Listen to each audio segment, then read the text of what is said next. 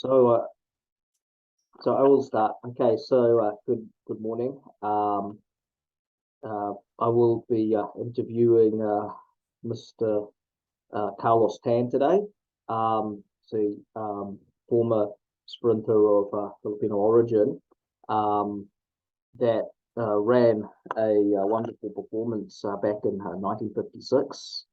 I'm just, like this is of a lot of interest to me because we didn't have very much background information on Mr.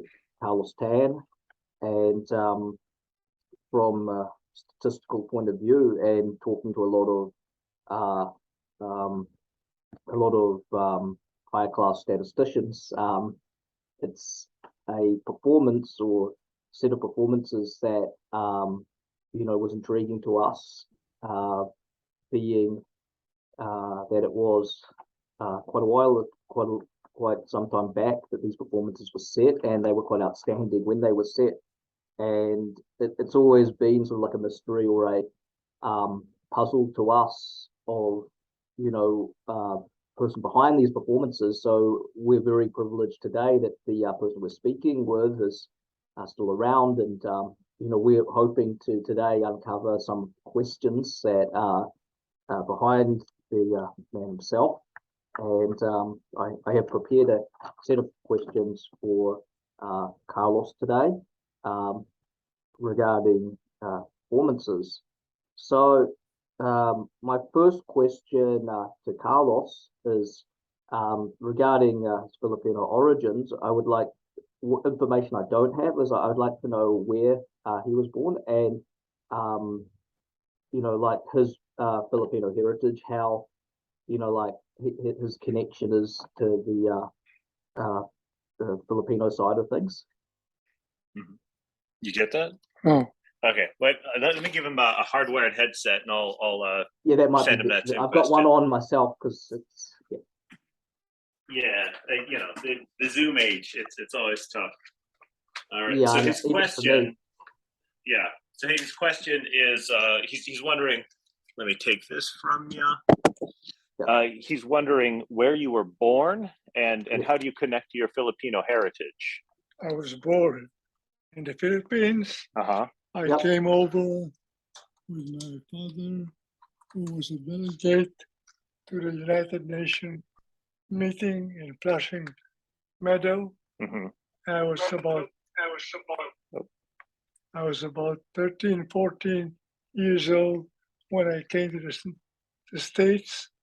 I started off in 6th grade, finished 7th and 8th, went to high school in Bellarmine for the first year, and St. Ignatius for the last 3 years.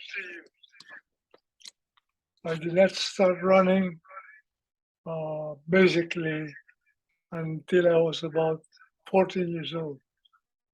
All right, 1 second. Let me do a quick audio swap. Yep.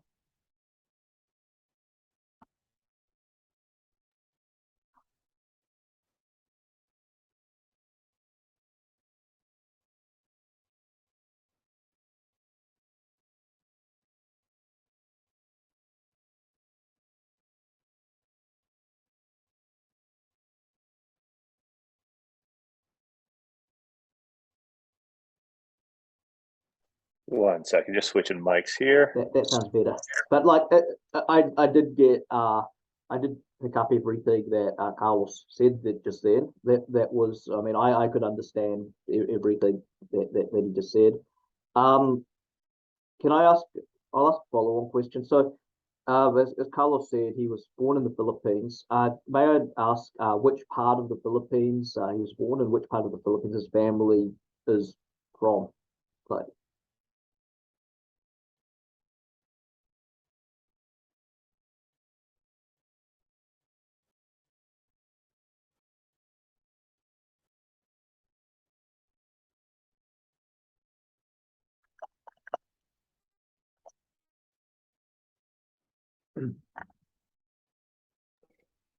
Switched to a school run by nuns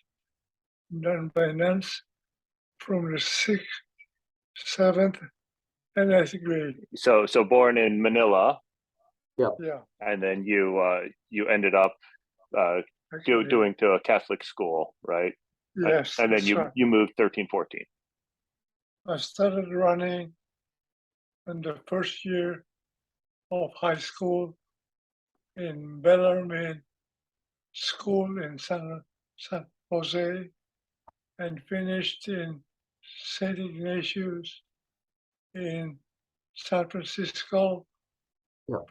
for the finished high school Yep. in San Fran. Okay. Okay, so when he started running at 13, 14, which events or which distances did he start with? Which distances did you run when you ran? I started running first year of high school. That's where I started. What distances did you run? Well, basically, I started off with hurdles. Did not like it. So eventually, I started running quarter miles and half miles in the second and last year of high school. Okay. Yeah, I got all that. Thank you, Carlos. Yeah, hurdles isn't like sort of not an event for everybody because of the because of the barriers. So like people don't really like not everybody takes to them well.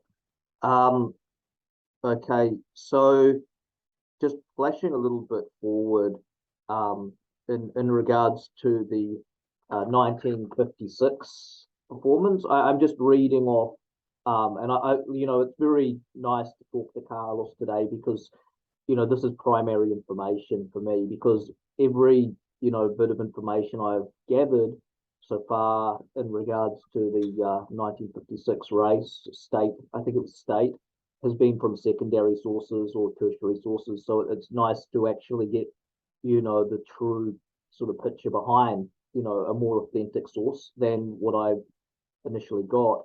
So I'm just quite inquiring about the 1956 race. So I have, I didn't manage to get it, but I'm not sure if you've seen this, Joe. I have some very old footage which is actually from that event, and it actually I think really? the race is at some point during the event. And I've got a friend of mine from ATF, from the Association Track and Field Statisticians, Mr. Tom Kasaki, who's one of the US statisticians, who probably is going to be very interested in this video, by the way. He owns the rights to the video, so it's like 1956 state champs or some high school state champs or something to that, and it does have the race. So I was looking at the race. I think I've glimpsed the race at one point, but this is what I have in regards to the 1956 race. Firstly, they stated that the race was around one turn, not entirely in lanes. They were running against the wind the first 220 yards. They were allowed to break the lane after the turn, and there was like as many as 20 people in the race. So effectively what it was described as the race was ran in lanes for the first turn, and then they were allowed to break the turn break the lanes after the turn, and they were running against the wind the first half of the race, and 20 people were in the race. I'm not sure, but if we could ask Carlos if he remembers what he remembers from that particular race, even though it was 66 years ago. He's asking about the race in 1956. So he has seen some footage of it, and he says what he knows about it is There's as many as 20 people running. The wind was, you're running into the wind for the first 220 yards. And he's wondering if you could just give an account of that race. Well, that race put people who won their city bases. There were 22 in one track. So I was put on the first track with the guy who won the state meet 400 yards.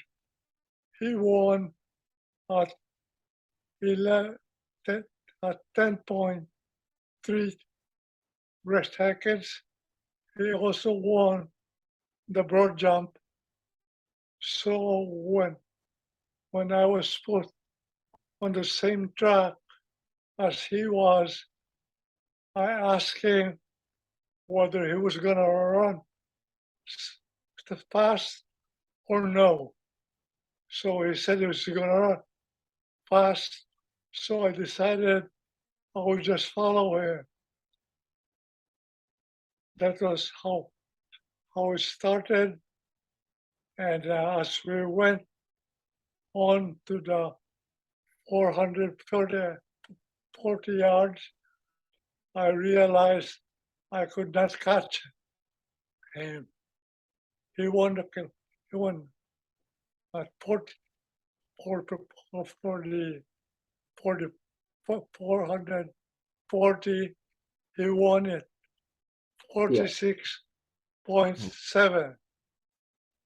But he got killed by a car accident. So we never saw him in college. I believe I have a list of the athletes who ran in that race. I believe that Carlos is referring to Jerry White. Is that Jerry White? Jerry White? Yep. Okay. He was a star for the 100 yards. Yep. Broad jump and the 440 yards. Okay, I have noted. This is all very interesting. I've noted it down. Definitely to update on the site. Okay, so we're looking at 440 yards, which was ran back then, and obviously there weren't really that many rubberized tracks. I'm guessing, well, probably almost none back in 1956. 440 yards is a bit more than 400 meters, isn't it? It's like, I think it's 402 meters or 400 plus. So that's why Carlos's time of 47.8 converted down to 47.5 based on conversions back then. So Carlos said that he ran 440 yards in 880 yards. Did Carlos ever run the 220 yard event? No. Okay. That was the last meet in high school. Yep. So was this event in 1956? Was this the last time you ran, or did you have other races after this one? No, I was given a scholarship for 4 years at Georgetown. Did you run track at Georgetown? Yes. Okay, and that was from up until when 1960, 1961, or? I ran for 4 years in Georgetown. Which year did you graduate? I graduated in 4 years. So what, 56, 57, 58, 59, or through 60? 60. Graduated 60. Okay. You ran all 4 years. Yep. Then I went to grad school for 2 years. what year did you stop running track? 1960. 1960. Okay. So this is all quite interesting. Because I only have two performances from Carlos, but I will get Mr. Kaseki to check further performances from 56 to 60. But I've only got two performances from Carlos on record. One is like around, I think, 50 seconds in 1956 with 440 yards, and then the 47.8 for the 440 yards in 1956 state champs. Could I ask, so did Carlos run both the 440 and the 880 yards while he was at Georgetown on the track scholarship? Did you run 440 and 880 at Georgetown? Yes, that was the norm at that time. Is people that definitely ran 440 yards. Because about a year later, where everybody switched to meters, like 1,500 for mile, 400, 200 for the my state meet was run in 440 yards, which I won for the school in San Francisco. What year? What years did you win the state meets? I won that in 1960 in 49.2 for the 440 yards.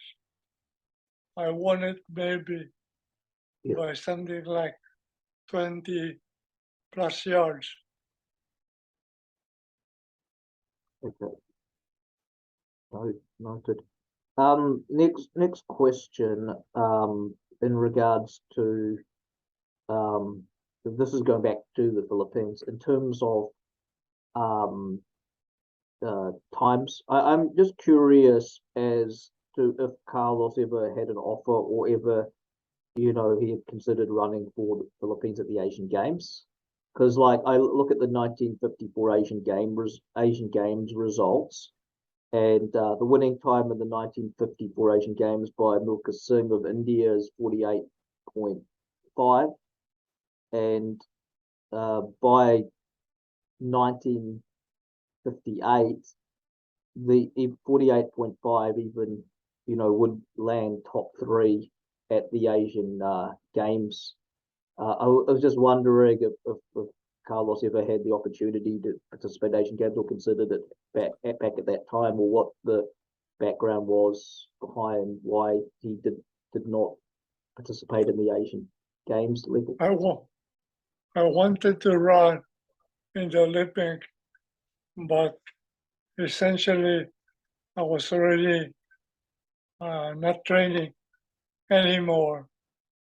Yeah. So basically, to run for the Olympics, I would have had to qualify in the Philippines. What year? Which year Olympics are we referring to here? 56 or 60 or? 1960. 60. Yeah. So that was the Olympics that was held in that was the Rome. Was that the Rome Olympics in 60? I think. There was Tokyo. Tokyo. Tokyo 64, is it not? Oh, 64 then. Oh. Yeah. 4 years before. Okay, yeah, that was Rome. So Rome was 60. Is that correct, Enzo? Yeah, Rome is 60, and then I think Melbourne is 56. So it goes Melbourne, Rome, and then Tokyo. So, is what Carlos was saying is that he wanted to try to target the Olympics. It would have been 64 Tokyo when he was about 27 or 28, which is sort of like the prime age in the 400 meters. But by that point, he wasn't training anymore after finishing his Grad scholarship school. finishing grad school. So that was also at Georgetown, or is that? It was in Georgetown. So that what? So was it grad school? Was what, like a the equivalent of a master's degree? What did Carlos do his master's in? What was his MBA, right? I Business graduated at Harvard or Harvard? for business 2 years after graduation from college. Okay, so you did Georgetown Then Harvard. until 1960, and then you went to business school at Harvard. 1960, end of my graduation Mhm. at Georgetown. Harvard was 2 years after that. Okay. My next question is, this is in regards to my previous question with the Philippines and the Asian Games, and that sort of level of competition. As Carlos was then living in the US, so I'm guessing, did he have contact with the people that were in? Did he have at any point have contact with the people who were then? Before, I believe, in the 1950s, there was no Philippine Track and Field Association. It was called the Philippine Amateur Athletics Federation, or the PAF. Did Carlos have any contact with anybody any of the leaders or any of the admin in the PAF or the Philippine Amateur Athletics Federation during the 50s or 60s? So the Philippine Athletic Federation was an organization in the 50s and 60s. Did you have any contact with them? No. None. Okay, so this is interesting. I So only found out I was not eligible unless I ran the in the Philippines. Okay. Was he ever invited to participate in the Philippine National Championships or any other events by the association? Were you ever invited to run for them? No.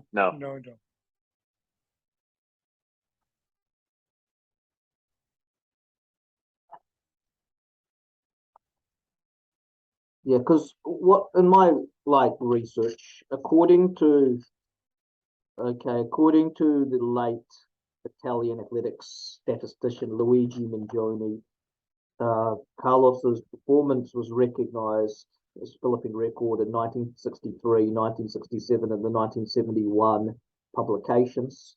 However, the performance did not appear in the 1988 all-time listings of former PATAFA Secretary General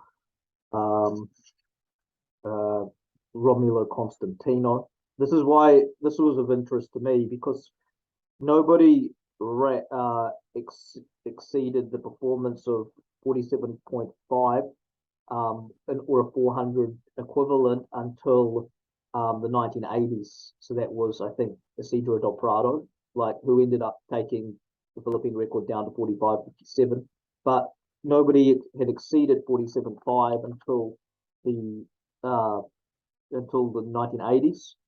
The Philippine record, or the best time from the Philippines in 1958 by Pablo Somblingo, was 48.5. Yeah. So okay, so that's all good. I've had a lot of gaps filled today. So you were saying that after Carlos graduated from MBA at Harvard, he went on to have a successful business career. Just asking regarding that, may I ask what type of business Carlos set up or went into after he graduated from Harvard? He's asking what business you went into after you graduated from Harvard. Basically, my running was with other runners. He's We talking did, about relay run. oh, he's saying business. Like what did you do for a living after you graduated? When I graduated from Georgetown, I did not run anymore. Oh yeah, he's saying other than running. So what did you do for work? When I had to earn my business degree, which was a 2-year Uh-huh. course. He's asking what business you went into after. So what did you do for your career? I went back to the Philippines to work for about 3 years, and then I left for the World Bank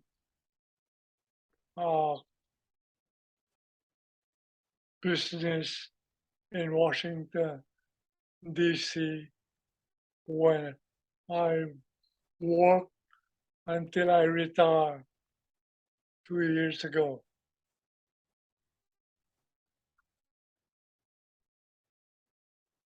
So he's only recently retired, Joe. I think it was a bit. Do you remember what year you retired? Retired basically 1960, where I finished my college in Georgetown. He means from when you retired from working, World Bank. When did you retire from working? Oh, I forget, probably about 3-4 years ago. I think because you moved here. Did you move here right after you retired? I work in different countries Mm-hmm. based in Washington, D.C. Yeah. But I have worked in Thailand, in Korea, Middle East, different places. Yeah. Is it on your award over here? The year you retired? Pardon? Let me go take a look. I'm gonna see if I can figure it out for you, Enzo. Thanks.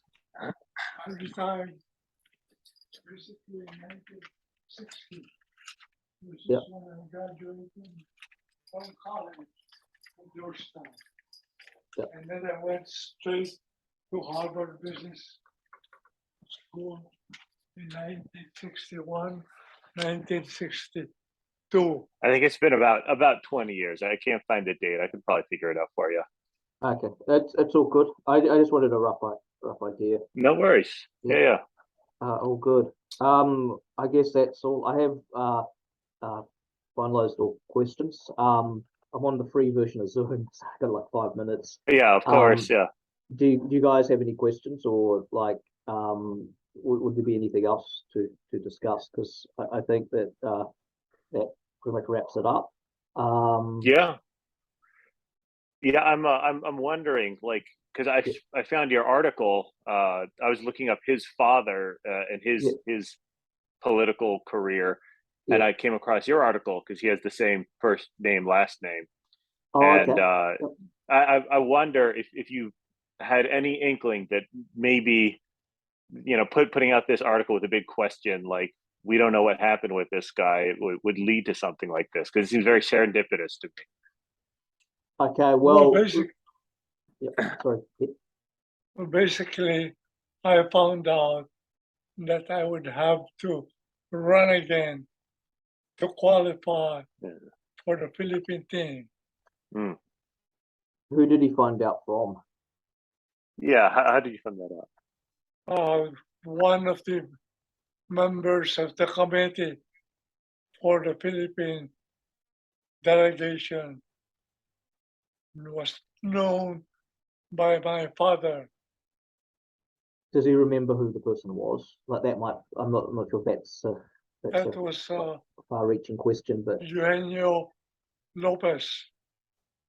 Lopez. Who's the first name? Eugenio. Eugenio Lopez.